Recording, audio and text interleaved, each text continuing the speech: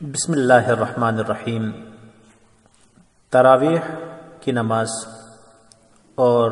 تراویح کی رکعت کا مسئلہ جو ہے ایک معرکۃ الآراء مسئلہ ہے۔ اس مسئلے پر گفتگو کرنے سے پہلے ایک بات کی وضاحت ضروری ہے کہ افسوس سے کہنا پڑتا ہے کہ 20 یا 8 رکعت کی وجہ سے اکثر ہماری مساجد میں جھگڑے ہوتے ہیں، بلکہ بعض جگہ مساجد بھی الگ الگ بنائی گئی ہیں۔ عجیب بات یہ ہے کہ تراویح سنت ہے، لیکن مسلمانوں میں جھگڑا اور انتشار حرام ہے۔ ہم بھی عجیب قوم ہے کہ سنت کی ادائیگی کا اہتمام کے لیے حرام کا ارتکاب کرتے ہیں۔ علامہ عثیمین رحمۃ اللہ علیہ جو عرب کے بہت بڑے مفتی ہیں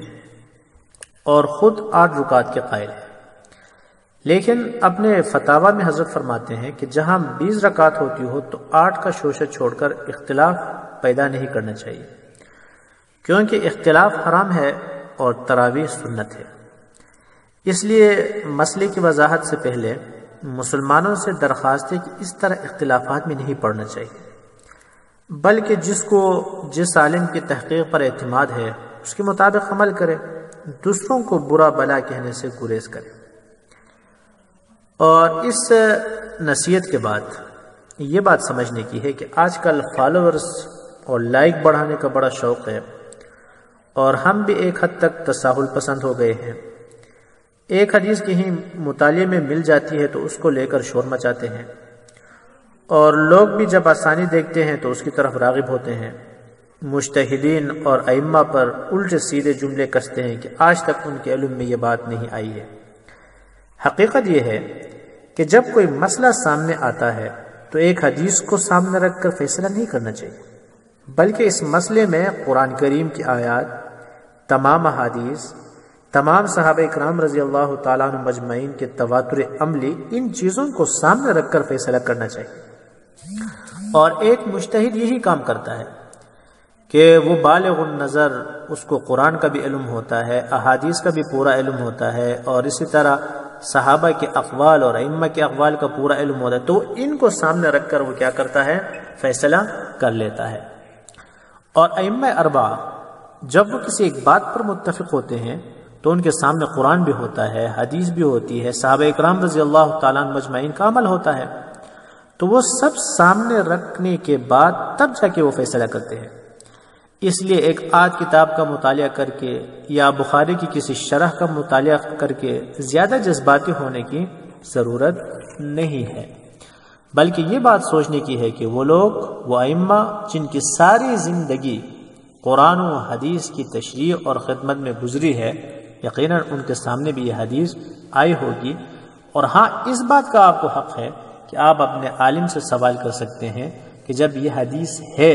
تو اس کا کیا مطلب ہے، اور ائمہ اربعہ، اسلاف، صحابہ اکرام رضی اللہ تعالیٰ عنہ مجمعین اس کے خلاف کیوں گئے۔ تراویح کے مسئلے پر بہت کچھ لکھا گیا، بہت کچھ تحریر کی گئی، بہت کچھ تقریریں کی گئی، یوٹیوب، سوشل میڈیا ان سے بھرا پڑا ہے۔ ہر سال رمضان میں اس کے بارے میں گرم بحث شروع ہوتی ہے، لیکن افسوس کی بات یہ ہے کہ وہی بحث کرنے والے رمضان کے بعد فرض نماز کی جماعت کے لیے بھی نہیں آئیں گے، اور جب بازار پہنچ جائیں گے، دھوکہ کا وقت آ جائے تو دھوکہ دیں گے، جھوٹ بولنے کا وقت آ جائے تو جھوٹ بولیں گے۔ تو اس طرح ضروری اور فرائض کو چھوڑ کر مستحب اور سنن کے بارے میں اس طرح جھگڑنا ذہنی عیاشی کے علاوہ کچھ نہیں۔ عجیب بات یہ ہے کہ یہ ڈاکٹرز اور انجینئرز، مذہبی جو اسکالر ہیں، صرف ان مباحث پر گفتگو کرتے ہیں جن سے انتشار پھیلتا ہے، مثلا رفع یدین ہے، آمین بالجہر ہے، تراویح کی رکعتیں ہیں، اور سنتیں لوگ پڑھ رہے ہیں لہٰذا یہ ضروری نہیں ہے، نہیں پڑھنی چاہیے، لیکن کبھی سود کی شناعت، بے حیائی، فحاشی کی قباحت، کرپشن، خیانت، چوری، ناپ تول میں کمی پر گفتگو نہیں کریں گے، کیونکہ اس سے دکان نہیں چمکتی، متفقون علیہ چیزیں ہیں۔ آج ضرورت اس بات کی ہے کہ ان حقیقی مسائل کی طرف توجہ دیں، ان کا ادراک کریں، اور قوم کو ان مہلک امراض سے ہم نکالیں۔ فروعی مسائل، علمی مباحث کی حد تک گفتگو تو درست ہے، لیکن ان کو برسر ممبر، سوشل میڈیا پر لا کر جھگڑا، گالی دینا وغیرہ انتہائی نامناسب اور جہالت کی بات ہے۔ آج کل میڈیا پر تراویح سے متعلق مختلف ویڈیوز چل رہی ہیں، ہر جگہ ساتھی بندے کو مینشن کرتے ہیں کہ ہماری رہنمائی کریں۔ وہ بیچارے تو یہ سمجھتے ہیں کہ میں کوئی مفتی، علامہ، ڈاکٹر ہوں اور میری کوئی رائے معتبر رائے ہوگی۔ ایسی کوئی بات نہیں ہے۔ بہرحال ایک طالب علم اور ان کے اصرار پر یہ مختصر ریکارڈنگ کروا رہا ہوں تاکہ ان کو بار بار مینشن کرنے کی تکلیف نہ ہو۔ ایک مرتبہ سن لیں، طالب علمانہ گفتگو ہے، کسی کو پسند آئے تو ٹھیک ہے، ورنہ جن کی تحقیق پر مطمئن ہو اس پر عمل کرے، لیکن انتشار، جھگڑا، گالی اس سے پرہیز کرنی چاہیے۔ تو اس مختصراً ریکارڈنگ میں ہم 3 مسائل پر مختصراً گفتگو کریں گے حدیث کی روشنی میں۔ نمبر 1، تراویح کوئی الگ نماز ہے یا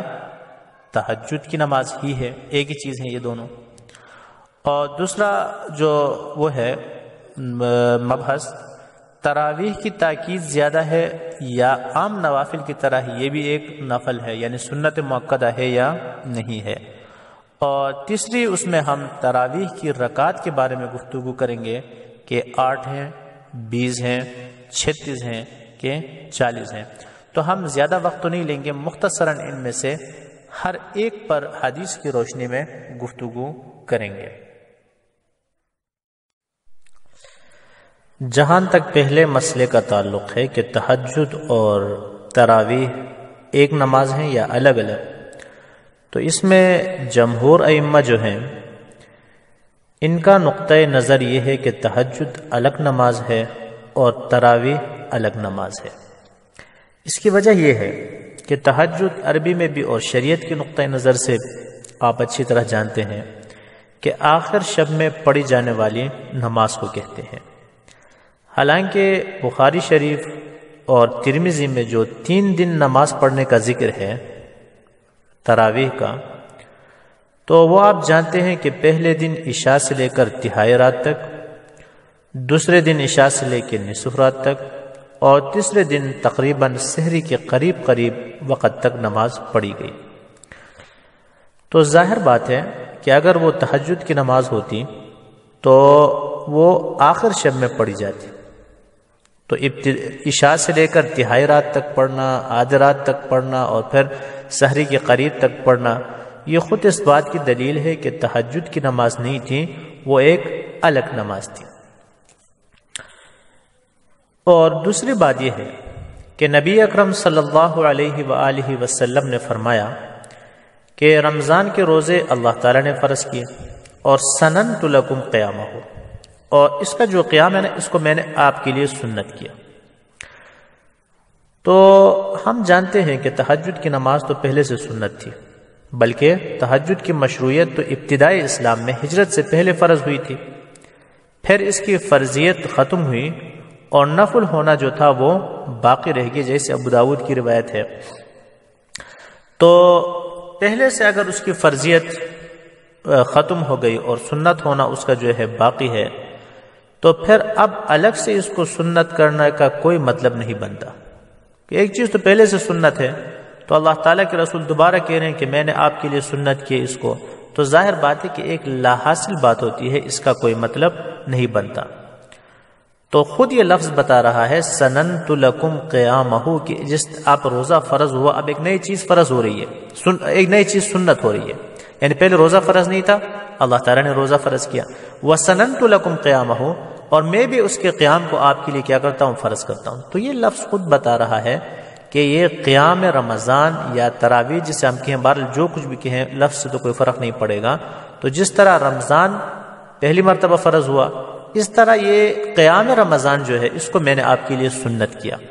اور اگر اس کو تہجد قرار دے دیں تو یہ پہلے سے تہجد فرض تھا، پھر وہ منسوخ ہوگی، اس کی سنیت اور اس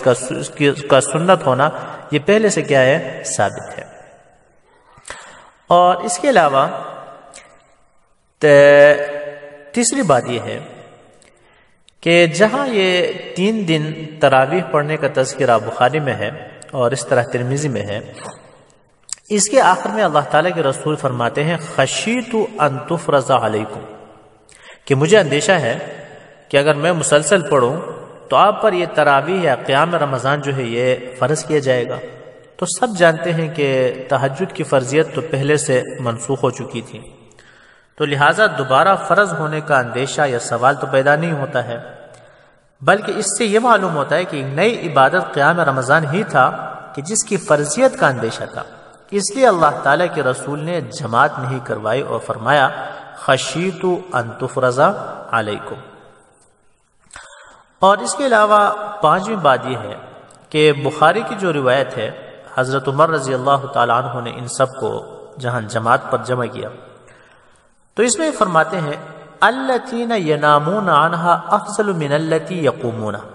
یعنی کہ جس نماز کے وقت یہ سوتے ہیں یعنی تہجد، اس نماز سے افضل ہے جس کا یہ اہتمام کرتے ہیں۔ تو ذرا اس جملے پر غور کریں تو یہ جملہ خود بتا رہا ہے کہ تراویح قیام رمضان الگ چیز ہے اور تہجد کی نماز الگ چیز ہے، کیونکہ اس میں حضرت عمر رضی اللہ تعالیٰ عنہ ایک نماز کو دوسری نماز سے افضل بتا رہے ہیں کہ قیام رمضان تراویح جسے ہم کہتے ہیں قیام اللیل، اس نماز سے قیام اللیل تہجد سے افضل ہے۔ تو ظاہر بات ہے یہ بات اس وقت صحیح ہو سکتی ہے اگر دونوں الگ الگ نماز ہوں، ورنہ حضرت عمر رضی اللہ تعالیٰ عنہ یوں نہ کہتے کہ اس نماز سے وہ نماز افضل ہے، بلکہ یوں کہتے ہیں کہ بھئی ایک ہی نماز ہے تو اب پڑھنے کے بجائے اگر یہ آخر شب میں پڑھتے تو بہتر تھا۔ حضرت عمر رضی اللہ تعالیٰ نے یہ نہیں فرمایا، بلکہ فرمایا کہ یہ نماز جو یہ پڑھتے ہیں جس کا اہتمام کرتے، اس سے وہ نماز افضل ہے جس کا یہ لوگ اہتمام نہیں کرتے ہیں، وہ سو جاتے ہیں۔ تو حضرت عمر رضی اللہ تعالیٰ عنہ کا یہ انداز خود بتا رہا ہے کہ تہجد الگ نماز ہے اور تراویح یا قیام رمضان جو ہے وہ الگ نماز ہے۔ حضرت نے یہ نہیں فرمایا کہ یہ جو تہجد ابھی پڑھتے ہیں یہ اگر آخر شب میں پڑھیں تو بہتر ہے، یہ نہیں فرمایا، بلکہ کیا فرمایا ابھی جو یہ نماز پڑھتے ہیں اس سے وہ نماز بہتر جس کا یہ لوگ اہتمام نہیں کرتے، جس وقت یہ سو جاتے ہیں۔ تو حضرت عمر رضی اللہ تعالیٰ عنہ کا یہ انداز خود بتا رہا ہے کہ تراویح الگ نماز ہے اور تہجد جو ہے وہ کیا ہے، الگ نماز ہے۔ اور اسی طرح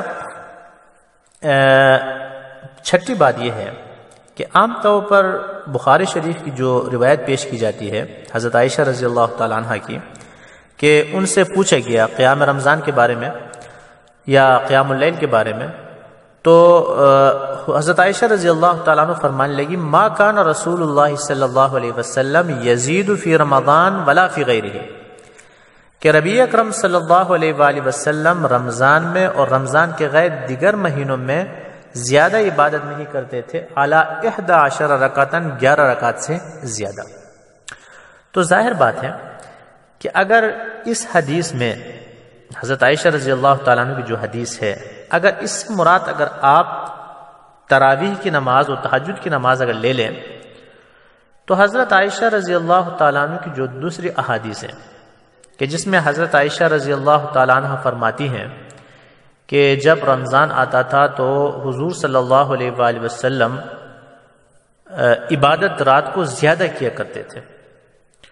تو دونوں حدیثوں کا تو مطلب نہیں بنتا ہے کہ ایک حدیث میں فرماتے ہیں کہ رمضان میں بھی دیگر رمضان میں بھی 8 سے زیادہ نہیں پڑھتے تھے، اور جب دوسرے حدیث میں یہ فرماتی ہیں کہ جب رمضان آتا تھا تو آپ کی عبادت بڑھ جاتی تھی،